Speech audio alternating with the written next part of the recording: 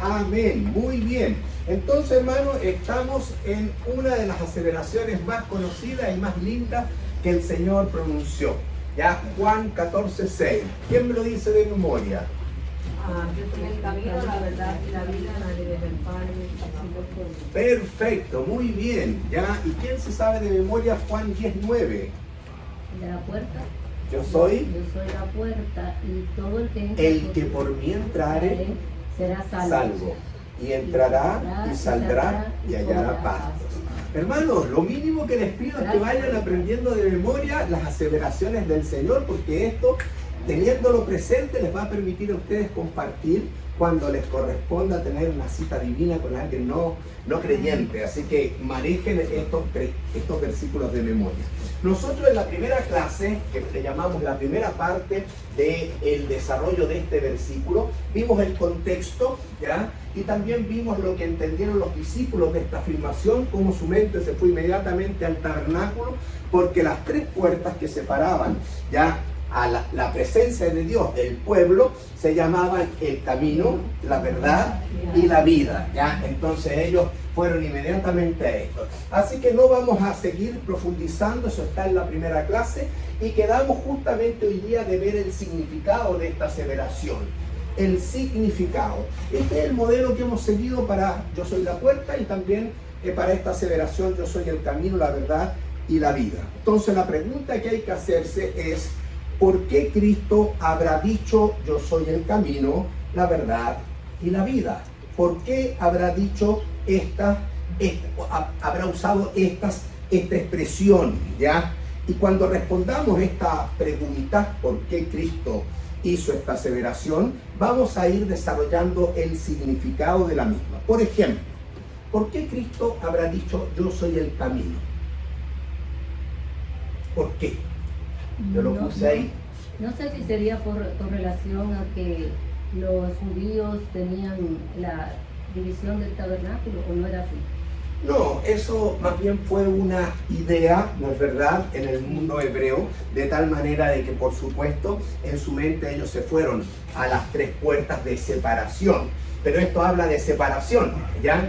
Pero el camino, ¿ya? Yo puse acá porque Jesús vio al hombre extraviado de Dios. Por eso es que Él dijo, yo soy el camino. Y esto está súper avalado en la Escritura. Ustedes van a Lucas capítulo 15 y ustedes van a encontrar la oveja que perdida, la moneda que perdida, el hijo perdido. ¿Ok? El versículo que a mí tocó mi corazón para aceptar a Cristo, justamente Lucas 19:10 dice, porque el Hijo del Hombre vino a buscar y a salvar lo que se había perdido. Entonces es claro que en toda la Escritura el Señor sabe que el ser humano está extraviado, está perdido de Dios, y en ese contexto Él dice, yo soy el camino. ¿Alguna vez usted se habrá perdido? ¿Alguna vez usted tuvo que ir a alguna dirección y se extravió? Yo le voy a contar Siempre me pierdo. No, ¿verdad? Y es complejo eso. Yo le voy a contar una anécdota personal que yo creo que nos va a servir para sacar algunas conclusiones de lo que es la vida perdida de Dios. ¿Ya? En alguna oportunidad yo tuve que ir en Miami solito a una dirección, ¿ya? Recuerdo muy bien ese evento y era bien enredada la dirección. En esa época no existía Waze ni Google Maps, así que había que ir con algunas señales, ¿ya? Algún escrito, algún papelito, y al final, para hacerlo corto, yo no sé ni cómo llegué. El problema tuve que al regresar a casa me perdí, ¿ya? Me extravié en Miami solito manejando, sin Waze y sin Google Maps. ¡Wow! Eso fue una experiencia bien traumática para mí, ¿ya? Porque se estaba haciendo tarde, se empezaba a oscurecer y me metía por una callecita y pareciera que más me perdía y no encontraba la salida, ¿ya? Intentaba encontrar el camino, ¿ya?, que me llevara de regreso a casa, y parece que mientras más buscaba, más me alejaba y me perdía. Y estuve realmente confundido un buen rato. Fue una horita de tiempo en la vida bien compleja, porque me inquieté. obvio, ya sentí una angustia, hubo un momento en que quizás me desesperé porque vi que me iba introduciendo quizás en barrios medios peligrosos, ya, quizás en mi extravío yo decía, aquí puedo correr peligro, así que fue un tiempo difícil, o sea, extraviarse es angustioso, es complejo, ya, y cuando de repente, gracias a Dios, reconocí un camino, ya, que parecía sacarme de esa situación, sentí paz, recién sentí paz, ya, y tranquilidad. El corazón dejó de palpitar tan rápido, ya, y por supuesto pude regresar seguro a casa. ¡Qué alivio! ¿Ya? ¡Qué alivio! Después de la tormenta, la calma. ¡Qué alivio, hermanos! Créanme, ¿ya? Y yo creo que esta anécdota mía a mí me enseñó como una ilustración de cómo realmente ya la vida del ser humano sin Cristo está perdida de Dios, y le debe pasar más o menos lo mismo que a mí me pasó en mi experiencia en este extravío. Mire, primero, el hombre ya sin Cristo, viviendo su vida sin Cristo en el corazón, está extraviado de Dios, eso está claro, está perdido de Dios. Y en la medida que va corriendo el tiempo, los años, pareciera que se va alejando más de Dios. Esa es si no, el mundo ya no veríamos que va en un descenso progresivo, y esa es la imagen del ser humano, alejado de Dios, vamos descendiendo, nos vamos alejando más de Dios, ¿ya?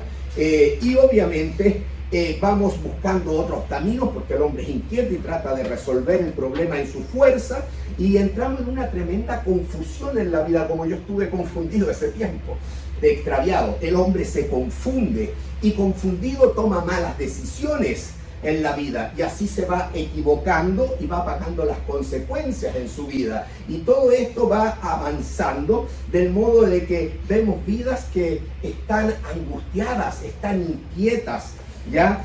Muchos no encuentran ni siquiera el sentido a la vida, muchos no encuentran ni siquiera el sentido a la vida. Hay personas que se afectan tanto, vemos en este mundo, que viven realmente con un grado de desesperación, incluso llegan hasta el suicidio, ¿ya? Le voy a contar otra anécdota muy propia de nuestro país, ¿ya?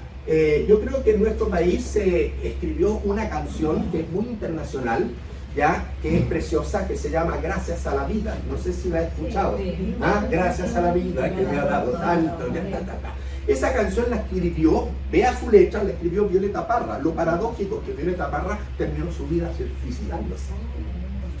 ¿Se dan cuenta? Porque le cantó a la vida, le pudo cantar a la naturaleza, le puede cantar a la Pachamama, pero no le cantó a Dios. No le cantó, no dijo gracias a Dios porque me ha dado tanto. Gracias a la vida. Pero el mundo lo proclama esa canción de una manera impresionante. Hermanos, o sea que una vida extraviada de Dios corre el riesgo incluso de, en su confusión, en su angustia, en su desesperación, de atentar contra su propia vida. Si no, no existiría el suicidio. ¿Se dan cuenta? Entonces es grave esta situación, y nos llenamos de desconfianza al ver nuestra fragilidad, y no sabemos muchas veces qué hacer, nos sentimos totalmente inseguros, acechados por muchos peligros en la vida, intentamos dirigir nuestra vida en nuestra propia manera, ¿ya? Sin embargo, entramos como en un laberinto, así como yo estuve 1 hora dando vueltas ahí en Miami, en esos barrios, ¿ya? ¿Cuántas personas ya piensan que están en un círculo vicioso y ven un callejón sin salida, como que no hay salida para nosotros, y buscan diferentes caminos, van tomando malas decisiones y sufren las consecuencias? Lo mismo que a mí me fue pasando en un simple desvío, ya un extravío en Miami, por no poder salir de una dirección a mi casa. ¿Se dan cuenta? Entonces eso ilustra un poco la vida de la persona sin Cristo, ¿ya? Y esto tiene base bíblica, porque Colosenses 2:10 dice el apóstol Pablo a los creyentes: ustedes están completos en Él, en Cristo. Esto significa que el hombre sin Cristo está incompleto y está extraviado y sufre todas estas consecuencias, en mayor o menor grado en la vida, porque no tiene a Dios en su corazón. Y así, sin Cristo, vemos la humanidad transitando por esta vida extraviados, alejados, confundidos, errados, angustiados, afanados. Así está el mundo. Esta es como una postal del mundo actual. Desesperados, ya amargados muchas veces. Ya hoy día se ve personas en mi país, por ejemplo, se han hecho,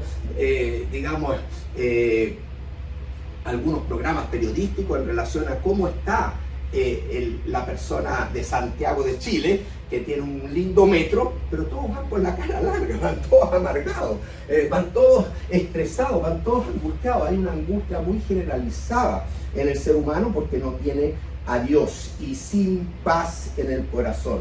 Y así pareciera que al mundo, este mundo sin Cristo, este ser humano sin Cristo, pareciera que se le va la vida. ¿Qué dice Proverbios 14:12?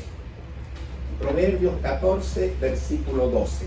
Hay camino que al hombre le parece derecho, pero su fin es caminos de muerte. ¿Se dan cuenta? Entonces, hermano, es grave esto de estar extraviado de Dios, de estar perdido de Dios. ¿Por qué? Porque no solo va a sufrir la consecuencia de una vida muy vacía sin Cristo en estos 80 años, lo que vayamos a vivir, por decir un número, sino que está yendo camino a una perdición eterna. Eso es lo que vio el Señor. Y en base a esa visión de la humanidad, Él dijo, yo soy el camino. Acuérdense que concluye cada una de estas aseveraciones, la concluye con, nadie viene al Padre sino por mí. Él se presenta como el camino, ya, para que la humanidad lo abrace, para que la humanidad ponga su fe en Él. El Evangelio de Juan, estamos en el Evangelio de Juan, en el capítulo 3, hay algo que me llama mucho la atención. Yo soy muy amante del capítulo 3 del Evangelio de Juan. La conversación de Jesús con Nicodemo, y ahí usted tiene la grandes información. El primero que escuchó el versículo más conocido en la humanidad fue Nicodemo. Nicodemo fue el que escuchó, porque de tal manera amó Dios al mundo. Nicodemo.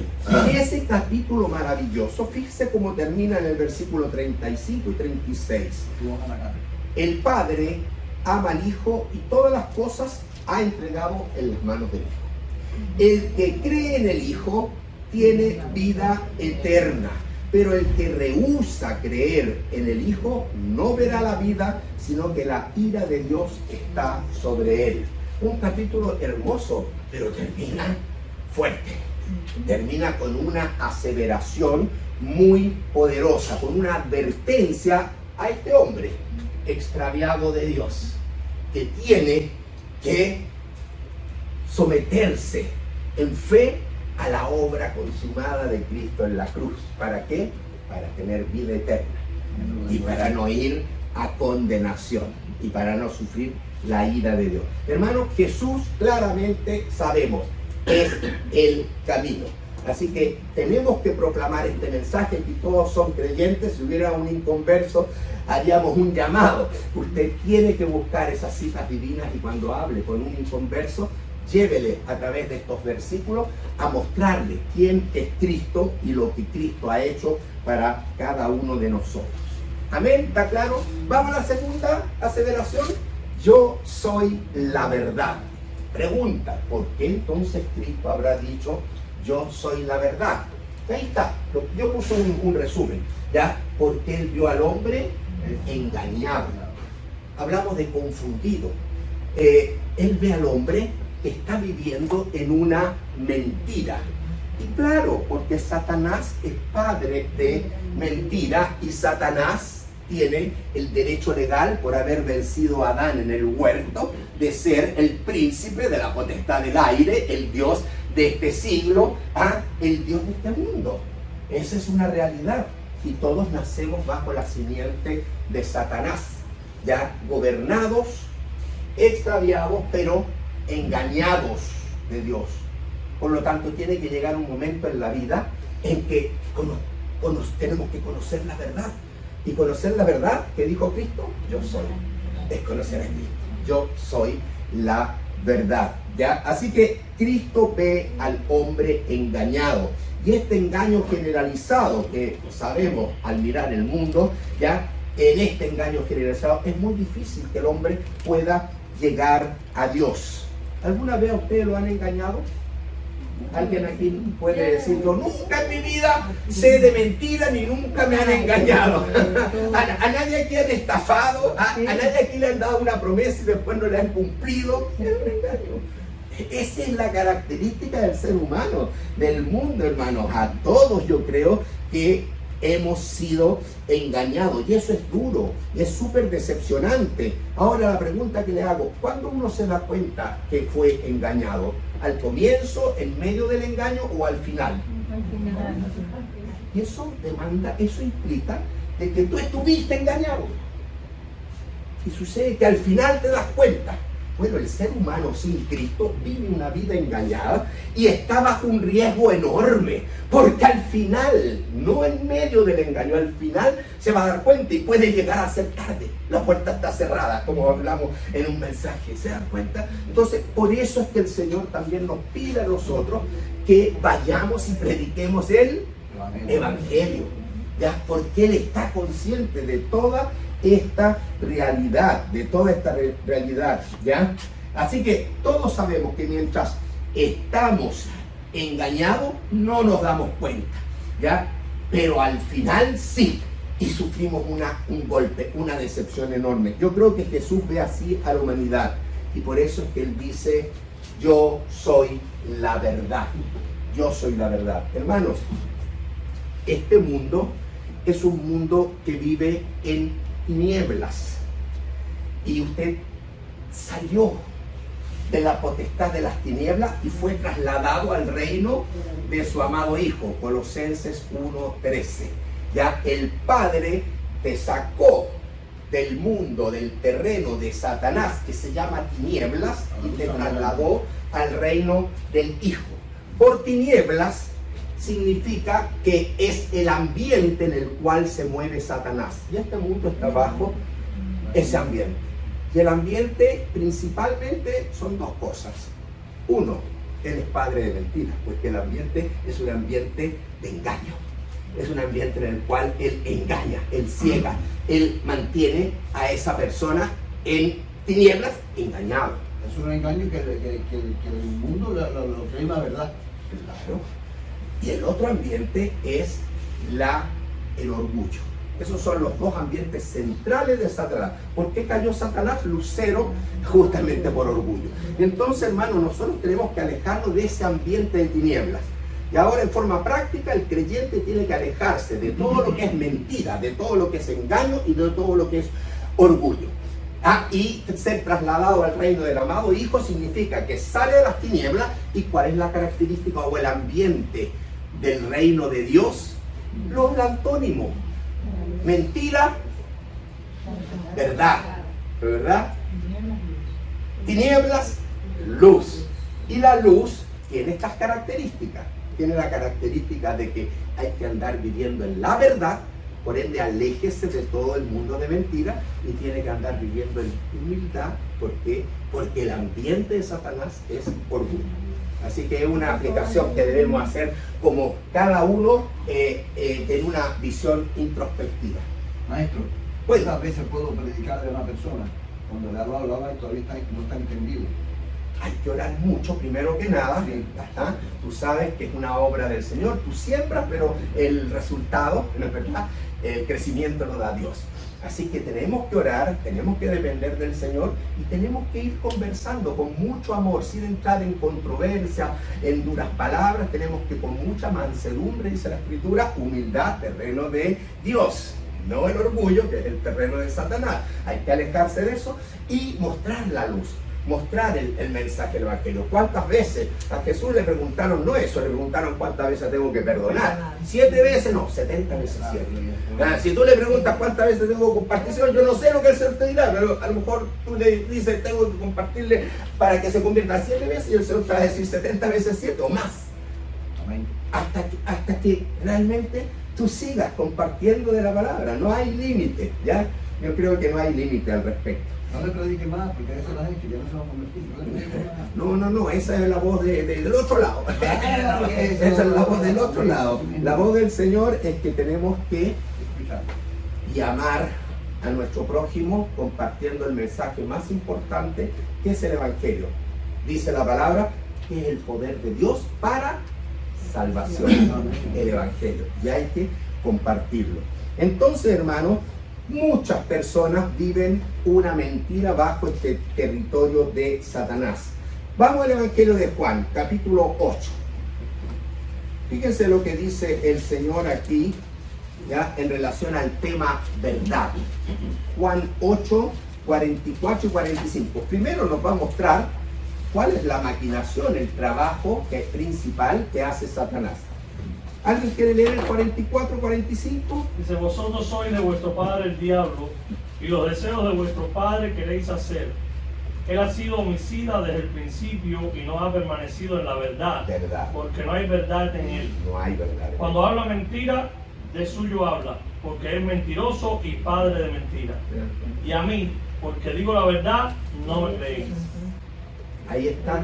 Entonces primero hay que distinguir. Por eso es que nuestra lucha no es contra esa persona que se pone tan dura y no quiere entender del Señor y me desespero. No, hermano, nuestra lucha es contra carne y sangre.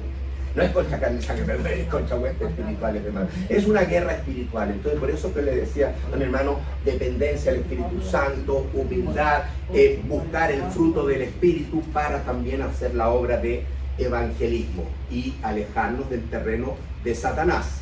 Mentira, orgullo, acuérdense de eso, ¿ya? Es muy importante. Entonces acá Jesús dice qué es lo que hace Satanás, es padre de mentira. Y el Dios de este siglo es Satanás y tiene confundido a toda la humanidad en una batalla espiritual. Él como que tuviera a todos los hombres encadenados, ¿no es verdad? En el reino de las tinieblas, todos van caminando, él no permite o no quiere que ninguno se le escape, que nadie suelte cadenas y todos van caminando directo a un precipicio, directo al infierno. Eso es la función de Satanás y él ocupa el engaño. ¿Qué ocupó para Adán y Eva? El engaño. ¿Ah? ¿Qué dijo Eva? La serpiente me engañó. Engaño, mentira. Eso es lo que ocupa como estrategia el enemigo. En el mismo capítulo, el versículo 31 y 32, el Señor, en contraste a Satanás, se presenta a él. Dijo entonces Jesús a los judíos que habían creído en él, a los creyentes, ¿qué les dijo? Si vosotros permanecierais en mi palabra, seréis verdaderamente mis discípulos. Hay que vivir en obediencia a la palabra de Dios y en esa obediencia, en esa dependencia del Señor, conoceréis la verdad. Y la verdad os hará libres. Yo hablaba de estos encadenados, estos esclavos en el mundo de las tinieblas, ¿ya? Pero cuando uno llega a Cristo, todas esas cadenas son rotas y uno tiene que vivir en libertad en Cristo. Amén. ¿Ya? Como ya dije en Colosenses 1, 13, 14, el Señor nos habla de que fuimos trasladados del reino de las tinieblas al reino. Hay un traslado, ya hay un cambio total en la vida. Si alguno está en Cristo, nueva criatura es. Las cosas viejas pasaron, todas son hechas nuevas. Ese es el nuevo nacimiento. ¿Ya? ¿Para qué? Para que salga de esta vida de engaño, para que salga de esta vida de extraviado. Y en Cristo todo entonces se va aclarando en una nueva vida.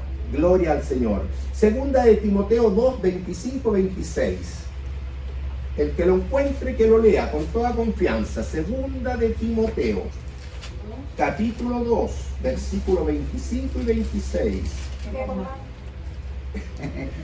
A ver, hermanita Viviana, después Cuenta. Ah, fue Gleiby, yo pensé. Bueno, y después Yamilet anda preparando Segunda de Corintios 11. Segunda de Corintios 11, 13, 15. Ahí están anotados los versículos del estudio de esta mañana. Segunda de Timoteo, Gleiby. Que con mansedumbre corrija a los que se oponen, por si quizás Dios les conceda que se arrepientan para conocer la verdad y escape del lazo del diablo en el que están cautivos a voluntad de él. ¿Qué versículo? Es un consejo de Pablo a quién? A Timoteo, a un pastorcito joven. Y le está aconsejando, Timoteo, todo siervo del Señor tiene que actuar con mansedumbre. ¿Se acuerdan el ambiente? Mansedumbre es sinónimo de humildad. El reino de las tinieblas, orgullo. Hermano, vaya entendiendo esto, porque cada vez que usted se mete en el ambiente, vuelve, porque puede volver, claro, transitoriamente, pero va a ser zarandeado. Pero cada vez, porque usted sale del cerco de protección de Dios y usted se mete en el ambiente de Satanás. ¿Cuándo? Cuando usted está en mentira, cuando usted está en engaño. Y estoy hablando no de una gran mentira, es una mentira piadosa, una cosita menor, una de esas cositas. No, ese no es ambiente de Dios. Estamos llamados a andar en verdad. Así que hay que alejarse de todo ese mundo de engaño y de mentira. Y lo mismo el orgullo. Por eso es que le dice aquí Pablo a Timoteo, momentito, si vas a ser siervo de Dios, tú vas a hablar la palabra de Dios con mansedumbre. ¿Ya? Y nos vas a corregir con mansedumbre. ¿Ya? Por si es que Dios ya les concede la gracia de que se arrepientan para conocer qué cosa, lo que estamos hablando, la verdad. Yo soy la verdad. ¿Ya? Y cuando conocen la verdad, pasa algo. Se escapan del diablo. ¿Se escapan de qué? De los lazos del diablo, de las trampas, del engaño del diablo. Eso es la palabra lazo del diablo. ¿Ya? ¿Cómo están mientras están bajo ese engaño? Están cautivos, esclavos. ¿Se dan cuenta? Miren cómo la Biblia nos va hablando en forma tan fácil. ¿A voluntad de quién? ¿Están haciendo la voluntad de Dios o están bajo la voluntad del diablo? La voluntad de él, del diablo. Mientras están ahí. ¿Se dan cuenta? Así que, hermano, tenemos nosotros como creyentes, ¿ya?, que tener claro estos ambientes. Y por ende, nunca acercarnos al ambiente de Satanás. Ambiente de mentira y ambiente de orgullo. Antónimos: ambiente de verdad, siempre la verdad. Por eso es que Efesios, ¿qué dicen los creyentes? ¿Cómo debo hablar yo con mi hermano Santoyo? Hablas verdad, cada uno con su hermano, hablas verdad. Eso dice en la práctica, ¿se dan cuenta? Es verdad, ese es el terreno de Dios, es el ambiente de Dios, verdad, ¿ya? Y humildad. Hermanita. Sí, aquí cuando leímos anteriormente dice, cuando habla mentira, de suyo habla. A diferencia de como nos habla Efesios 6, en la guerra espiritual, que nos dice que nos ciñamos con el cinturón de la verdad. Porque nosotros, los que somos cristianos, hemos recibido esa verdad que es Cristo. Y nos debemos ceñir, no seguir hablando esta mentira, porque dice que el diablo cuando habla mentira y de suyo habla. Claro. ¿Nosotros de quién debemos hablar? De mi Señor. Muy bien, gracias por ese comentario. Ya estábamos hablando, que yo dije lo que estaba mencionando nuestra hermana. Partí con un versículo que es previo a lo que ella dijo, que no tenemos guerra contra sangre y carne, sino contra huestes espirituales. O sea, tenemos una guerra espiritual. Y para lo cual Pablo en Efesios 6 nos da toda la armadura de Dios. Es una armadura que confeccionó Dios para usted. Y usted tiene que conocerla. Y tiene que saber cuáles son las diferentes piezas. Y tiene que entonces, conociéndola, ponérsela. Y dentro de esa armadura, la primera pieza es lo que usted dijo, la primera. No, yo creo que yo voy como Pedro con la espada a cortar la oreja. No es la espada del Espíritu la primera pieza. Usted no saca nada con tener la espada del Espíritu si primeramente no está en el ambiente de la verdad, porque si no está en el ambiente de Satanás y la espada no hace nada. Así que hay un orden en la armadura de Dios. Y la primera pieza es cinto de verdad, lo que amarra todas las otras piezas de la armadura. Es el cinturón de la verdad, lo que se llama en el legionario romano el cíngulo, el cinturón, el símbolo de la verdad. Honestidad, transparencia. Bien, hermano, integridad, y vaya buscando todos los sinónimos que van asociados. Ese es el caminar del cristiano. ¿Amén? Gracias, hermanita Cristina, por recordarnos ese pasaje también. Segunda de Corintios 11, 13, 14. Hermana, está también. La hermana que tenía. 11, 13 al 15, 3 al 15. Porque estos son falsos apóstoles, obreros fraudulentos, que se disfrazan como apóstoles de Cristo. Y no es maravilla, porque el mismo Satanás se disfraza como ángel de luz. Así que no es extraño si también sus ministros se disfrazan como ministros de justicia, cuyo fin será conforme a sus obras. ¿Se dan cuenta? Acá Pablo le está hablando a la iglesia, le está advirtiendo, oiga, tengan cuidado, porque justamente así como hay obreros genuinos del Señor, también hay obreros falsos. Son falsos apóstoles, dice aquí. Son falsos apóstoles, son falsos pastores. Póngale lo que usted quiera, falsos obreros fraudulentos, pero que están disfrazados. No se van a presentar, si Satanás no se presenta de buena a primera como es, él se presenta disfrazado. Y los obreros de Satanás también se van a presentar disfrazados. Y este mundo está lleno de religiones donde todas esas personas están utilizando un disfraz. Sin darse cuenta, no es disfraz de Dios, es disfraz de Satanás. Son hijos de Satanás, son hijos de demonios. Y ellos están disfrazados como apóstoles de Cristo.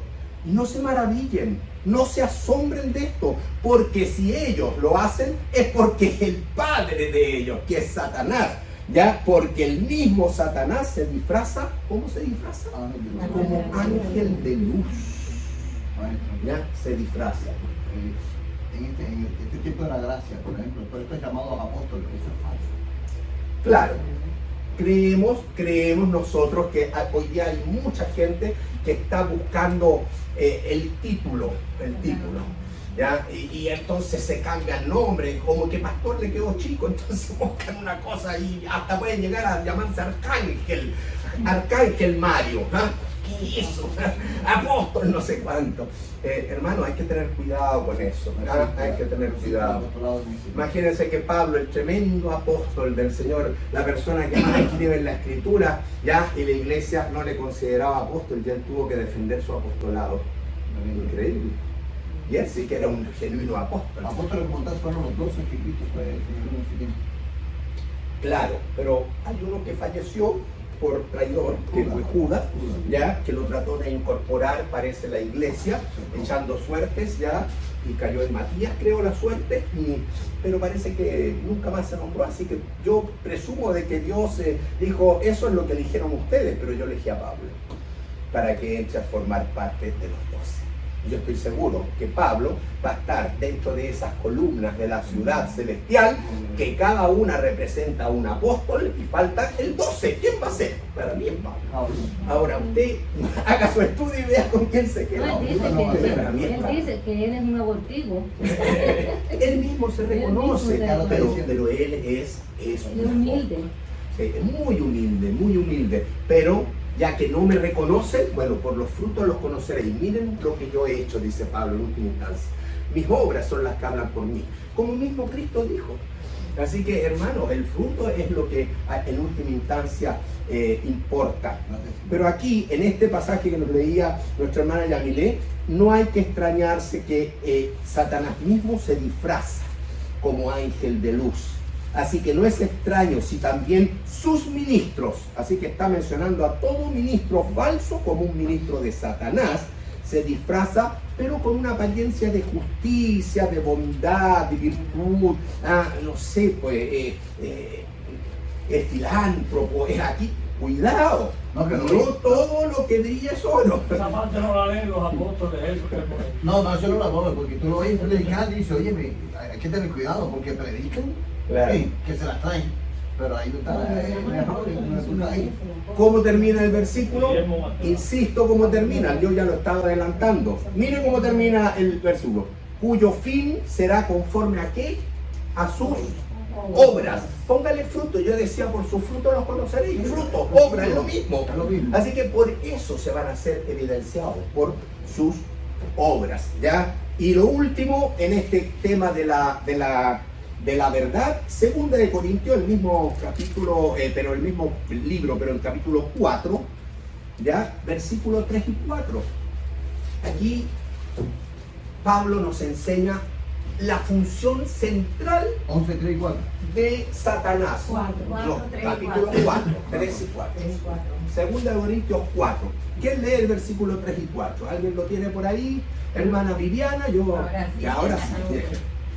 Pero si nuestro evangelio está aún encubierto, entre los que se pierden está encubierto, en los cuales el Dios de este siglo cegó el entendimiento de los incrédulos, para que no les resplandezca la luz del evangelio de la gloria de Cristo, el cual es la imagen de Dios. Este es un versículo muy, muy claro que nos enseña cuál es el ministerio central de Satanás. Lo que Satanás, como Dios de este siglo, miren el título que tiene, Como Dios de este siglo. como Dios de este siglo, o sea, toda la humanidad está bajo este gobernante, ya que es padre de mentira, nunca lo olvide, ya.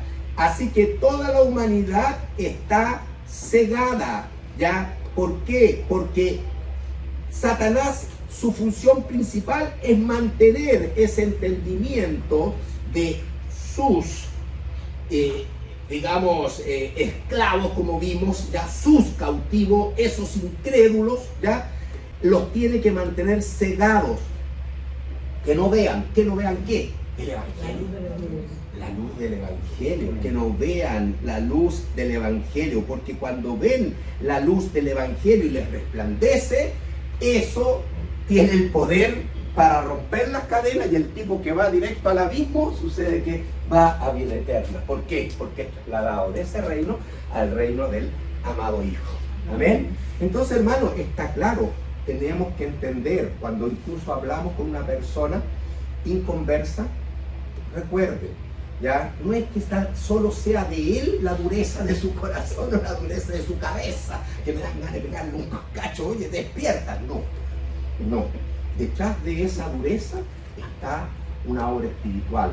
Satanás lo tiene cegado para que no le resplandezca la luz del evangelio.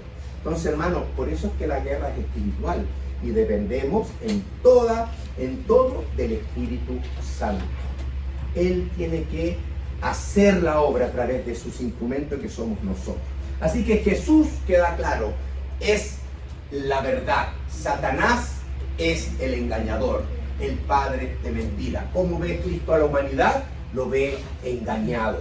Por lo tanto, yo soy la verdad. Vengan a mí. Yo soy el camino para los perdidos. Yo soy la verdad para los extraviados y engañados. Amén. Pero él dijo, yo soy la vida. Y con esto ya concluimos porque me queda apenas 5 minutos. Yo soy la vida.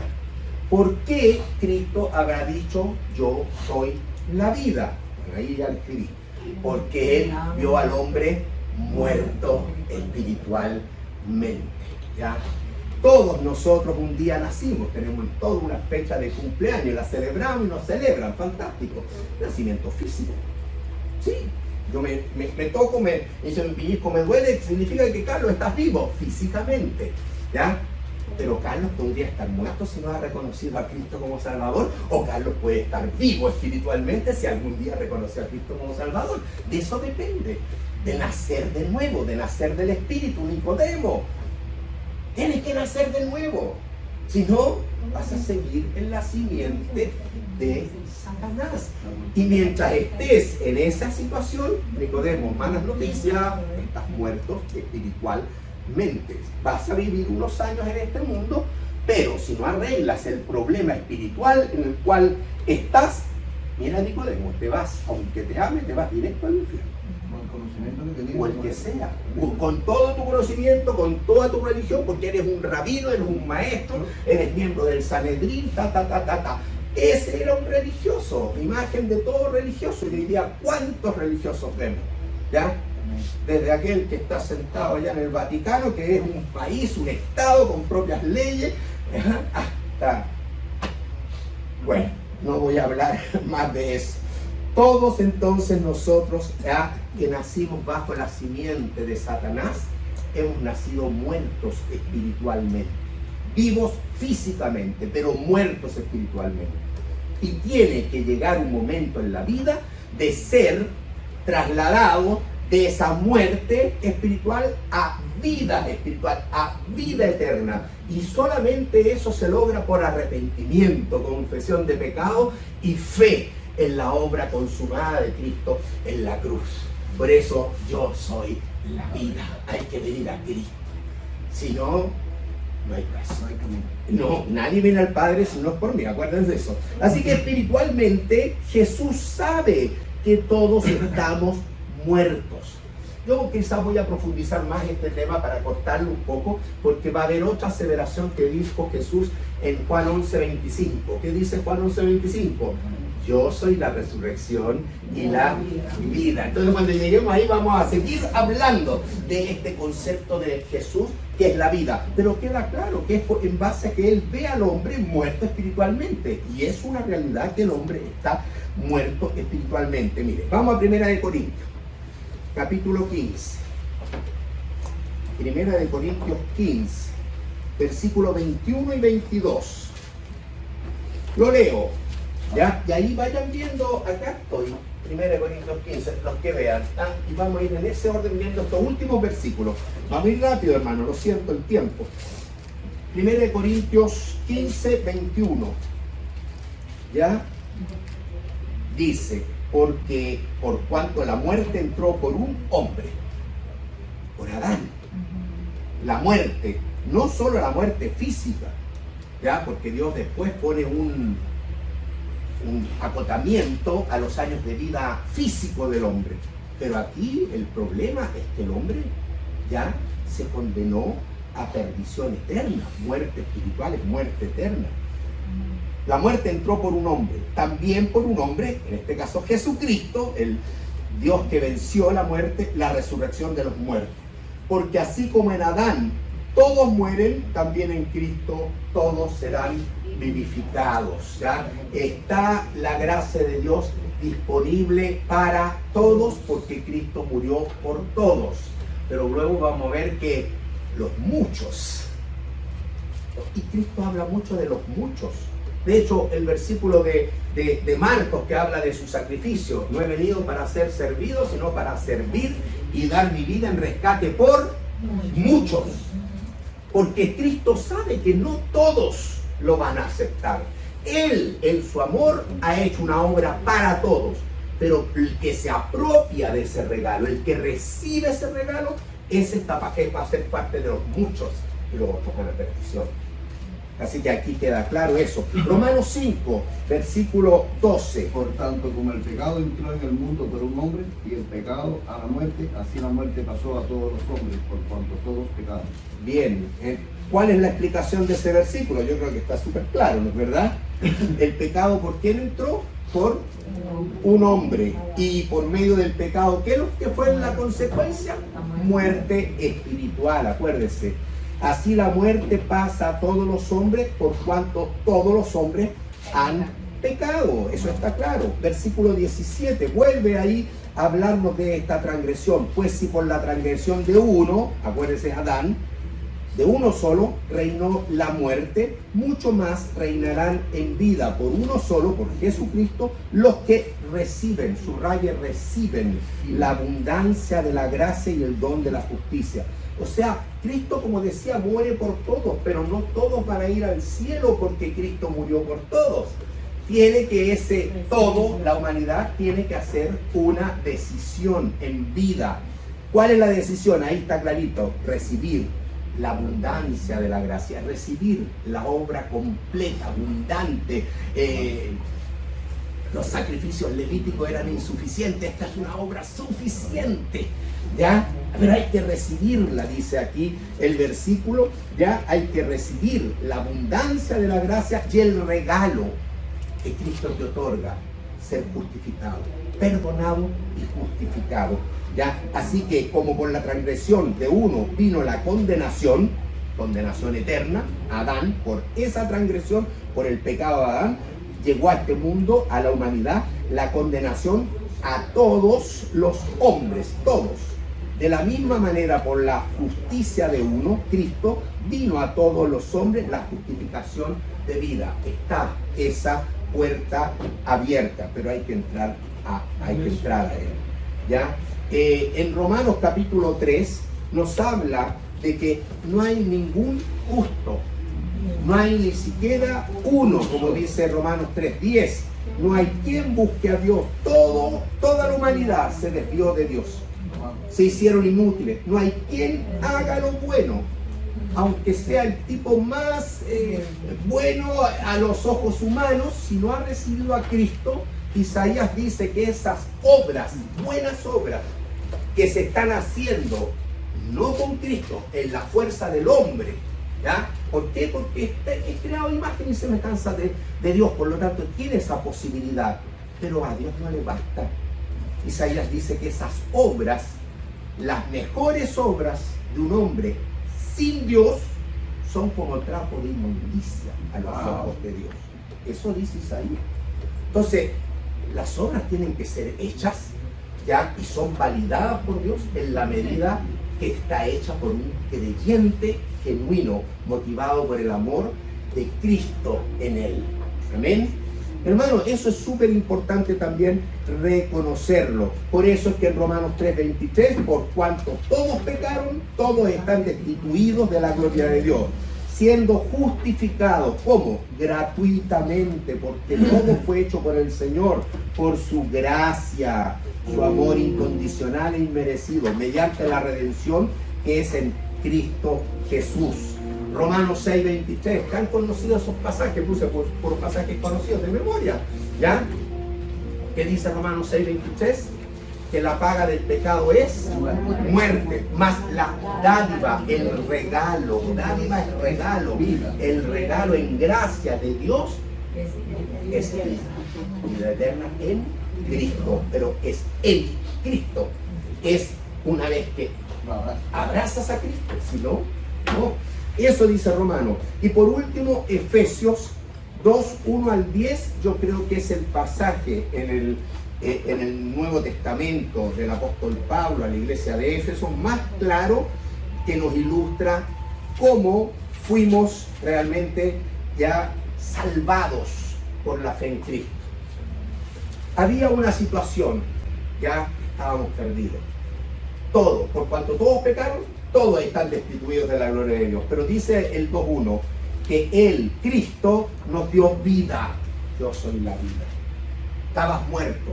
Si aceptas a Cristo, eres ahora una nueva criatura y tienes vida eterna. Él, Cristo, nos dio vida a vosotros cuando estabais, ¿cómo estabais? Muertos espiritualmente en vuestros delitos y pecados. En ese ambiente anduvisteis antes de conocer a Cristo. En otro tiempo, antes de conocer a Cristo, todo hombre anda en esa situación, siguiendo la corriente de este mundo, conforme lo mismo al Dios de este siglo. Acá dice el príncipe de la potestad del aire, el espíritu, eso es algo espiritual, que ahora opera en los hijos de desobediencia, entre los cuales ustedes también anduvieron. Todos nosotros vivimos en otro tiempo, en los deseos de nuestra carne, haciendo la voluntad de la carne, de los pensamientos, y éramos por naturaleza hijos de ira, lo mismo que los demás. Esa era nuestra situación, y esto se lo está diciendo a los efesios como a nosotros. Recuerden de dónde fueron sacados por la gracia de Dios, porque hay un pero Dios, versículo 4. Si no hubiese ese pero Dios, si no hubiese habido una intervención de Dios, nadie sería salvo, porque todo es por el amor de Dios y por la gracia de Dios. Esa era la condición de ustedes, pero Dios, que es rico en misericordia, por su gran amor con que nos amó, aún estando nosotros muertos en los pecados, nos dio vida juntamente con Cristo. Nos dio vida, la vida del Señor, la justicia, la vida, todas las abundancias y misericordia de Dios se nos imputaron cuando por fe aceptamos a Cristo como Salvador y Señor, ¿ya? Así que aquí deja claramente establecido, nos dio vida juntamente con Cristo, por gracia sois salvos, y juntamente con Él nos resucitó a sí mismo, nos hizo sentar en los lugares celestiales con Cristo Jesús, nos muestra nuestro destino eterno en gloria, ¿ya? Para mostrar en los siglos venideros las abundantes riquezas de su gracia. Todo es por la gracia de Dios y es una riqueza abundante. ya suficiente para todo aquel que en Él cree, para con nosotros en Cristo Jesús. Y termina diciendo, porque por gracia sois salvos, por medio de la fe. Eso es lo único que ponemos nosotros, la fe, y que además es impulsada por el Espíritu Santo. Él nos ayudó a tomar esa decisión por Cristo cuando escuchamos el Evangelio. Él fue el que descorrió el velo que estaba en los ojos, cegado, para que resplandeciera la luz del Evangelio. Gracias al Señor, porque dice que por gracia sois salvos por medio de la fe. Y esto, la salvación no es sorte humano, no es de vosotros, pues es don de Dios. Y clarito, no es por obras para que nadie se gloríe. Después de salvo, comienzan las obras, porque somos hechura suya. Las obras no son para ganar la salvación es por gracia, pero las obras tienen un lugar importantísimo en la vida del creyente. Somos creados en Cristo Jesús, somos hechura suya para buenas obras. Hacemos buenas obras en gratitud al Señor, como fruto del Espíritu que el Señor nos ha derramado, en gratitud, en honrarlo, en glorificarlo a Él, pero no para ganar nada, porque ya todo fue hecho por el Señor. Amén. Hermanos, recuerda acá, ya, Él es el camino porque el hombre está perdido. Él es la verdad porque el hombre está bajo engaño. Y Él es la vida porque el hombre está muerto. Amén. Así que nadie viene al Padre sino por mí.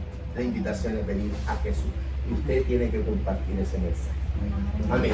Vamos a orar al Señor. Un hermano que voluntario quiere dar gracias hoy día para despedirlo. Rolando. Gracias, Señor, por este día, por esta mañana, Señor. Gracias por esta hermosa palabra, Señor, que nos fortifica, Señor, y nos enseña y nos anima, Señor, a compartirla con otros. Todo el mundo que no la conoce, Señor. En esta hora, Señor, te pido que bendiga al maestro, Señor, que tú usas, Señor, con poder y unción, Señor, que lo guarde, que lo cuide, le dé más sabiduría, así como a los que estamos aquí presentes, Señor, que tu palabra, ese alimento, Señor, que nos fortalece cada día. Oramos a ti en el nombre de Cristo, Señor. Amén. Amén. Muy bien. Un anuncio.